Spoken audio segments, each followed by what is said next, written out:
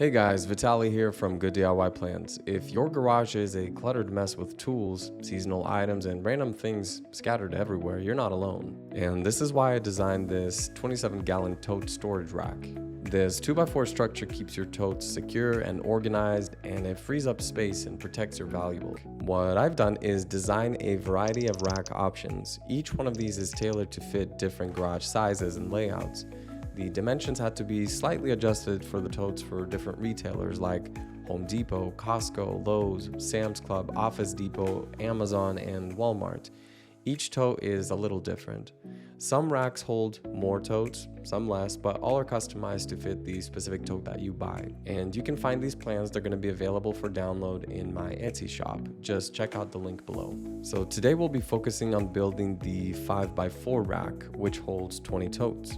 This specific layout is designed for the HDX 27-gallon Tough Storage Tote in black and yellow that you can buy at Home Depot. The principles that I'm going to be showing you here can be applied to building a tote rack of any size for any of the totes you choose to buy from any of those retailers. Okay, so to build the tote rack, start by taking 5 80 and 11/16 inch 2x4s and then two 88 and 5/8 inch 2x4s. Space those out 20 and 5/16 inches apart. You can use a spacer so that it's nice and even throughout. Secure it with 3.5-inch screws or 3-inch screws and some wood glue. Make sure to pre-drill so that the wood doesn't split. Now, to reinforce the corners to make sure it's not a shaky rack, use these 6-inch flat corner braces. I got these on Amazon for a very good price. You get a total of 10, and this plan calls for 8 of them. Now, the reason why I like the ones from Amazon is because the place where they have the holes pre-drilled pretty much aligns with the center of the 2x4. And I did look at other braces similar to this at Home Depot, for example, and the holes that they have are more on the side, and that would make for a weaker joint.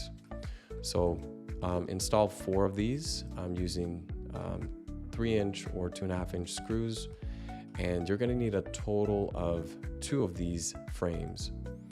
All right, next we're going to cut out the shelf supports or the tote supports.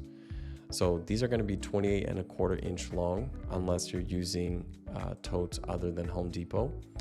And I trimmed off the edges here at 45 degrees. You don't have to do this. It's just for like decorative reasons. I think it looks much more clean. And you will need a total of 40 of these. All right, now to add them to the frames that you just made, there's a couple methods for doing this. You can either use just a scrap wood 2x4, or this, in my opinion, is better if you use plywood, because it not only helps to space out the boards apart, but also gives them the right orientation as well, so it keeps them upright and straight. So you're going to need 2 spacers. The yellow one here is 11 inches long. The teal colored one is 12.5 inches long. Both are 28.25 inches wide. And the way you're going to do this is you're going to start with the yellow spacer, and you're going to add the first row of the tote supports here. So use 2.5-inch screws because you don't want them poking through to the other end here. So use glue and screws to secure that. Next, go ahead and switch to the teal colored spacer. So that's that 12.5-inch long spacer. And then just do the rest with the teal colored one. So by this point, you should have used all 40 of your tote supports. And you should have a space here at the end. This is good because this is going to be the place where the lid for the top tote is going to be. All right, now how do you add the secondary frame to this? So there's a couple options. You can either just try to add it to the top like this, or you can try to actually flip the whole structure and then try to add it that way. So I don't like this method because it can actually, while the glue is not dry, it can cause these to kind of shift side to side. And also it's pretty heavy. So what I did when I was building this is I just added the second one on top, and then I secured it with some wood clamps.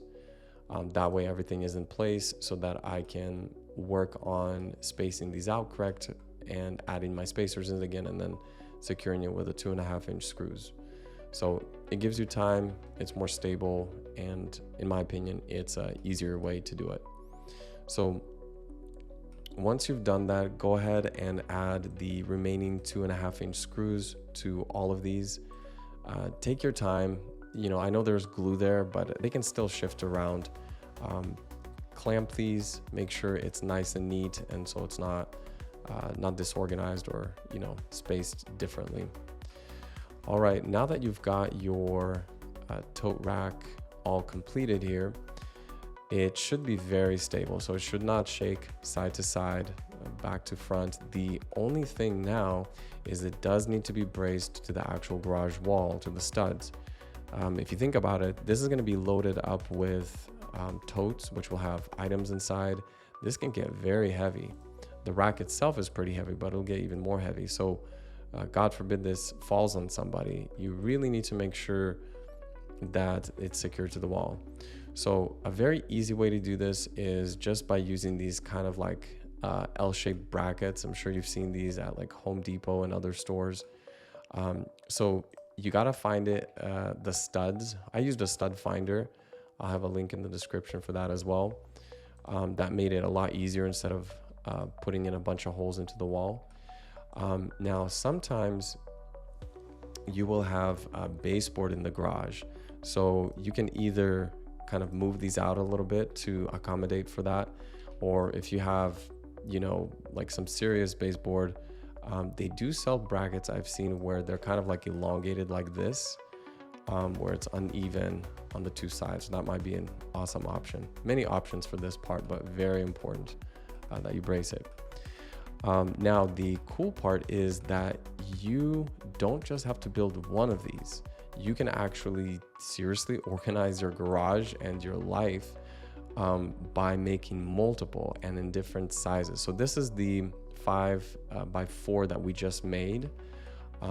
You can just make for example, a 3x5. So we just reduced it by one kind of side here. And here we have a 4x2. So these can be created as different combinations to accommodate different garage sizes and layouts. Now for this little one, the only thing I did here was I just added a plywood sheet on top, but it's essentially just a short version of the same tote rack. The reason why I added this is because it now becomes like a workbench or a work counter. So this is 36 and 7/16 inches tall, and that's counter height pretty much. So you can either pull out a counter height chair so you can work on here, or while standing, there's a great place, to do like crafts or work with tools or whatever. So it makes the space more functional instead of just having a bunch of tote racks. So this is that combination kind of put together. Now, the other cool thing, this I'm really excited about, is when you're moving, so here's a representation of a moving man, you can just literally put in the whole tote rack. You can put it in there, right? Put all of your tote racks in there, and just put your totes right back in here. Insert them all in here, and you can put it in your new garage. And you don't have to put anything into boxes. Everything's already stored, and you don't have to, redo anything. So make these tote racks nice so that they actually last you like pretty much a lifetime. That's what I plan to do with mine. I'm really excited for mine. All right, that's a wrap for building our 5x4 tote rack. If you're still in the planning phase and need help choosing the right totes for your rack, I've got you covered. Check out my video where I go to each store and measure, compare, and review the best 27-gallon totes from the different retailers. It'll help you make an informed decision based on durability, size, price, and even negotiability of the totes. Thank you for watching. I hope it was helpful.